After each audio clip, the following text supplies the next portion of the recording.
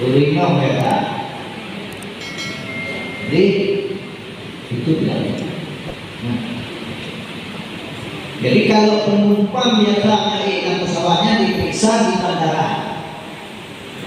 Mau bandara yang kakut jinsut kalau untuk cincin apapun yang berbunyi di tamong dalam ketik di ruang mispalah masuk ke sana, lalu barang langsung ditimbang oleh petugas timbangan.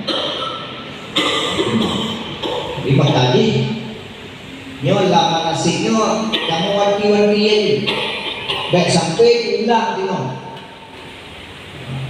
kamu tadi ke komite halaga je ketika jamaah dibuka tah tu nah yang puai Pak Samsul naik pegah apa manasih tu naik pegah naik tugas jadi baik sampai diperiksa dah oleh petugas bandara di asrama haji yang ditemukan hal-hal yang dilarang untuk dibawa ke dalam pesawat.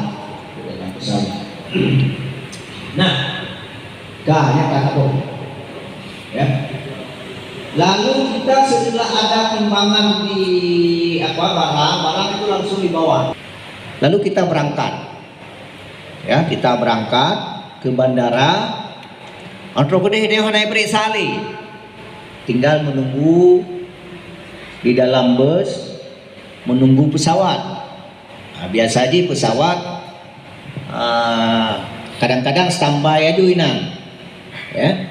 Kadang-kadang kita tunggu dulu.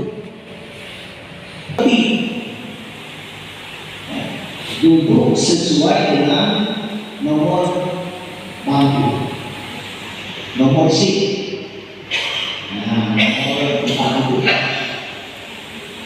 Lalu oleh si pramugari menyampaikan kepada kita untuk mengikat seatbelt.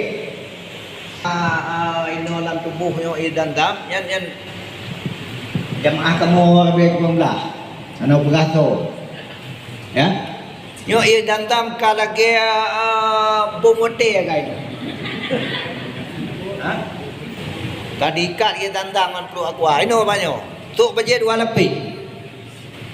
Ya. Dipikir katnya, hai deme. Oh terus buat bandara Jeddah, lewat bandara Madinah, temu orang Madinah. Waktu tamong lam ekstra-nya laju juduh iya lagi ebo. Lagi ebo. Nah, jadi baik lagi nya, tengok baik lagi Malay tadi. Malay petugas ke Malay orang pu Malay makan dulu kayak periksa memang. Ya. Kamu ayo lagi takakan kamu hana memberitahukan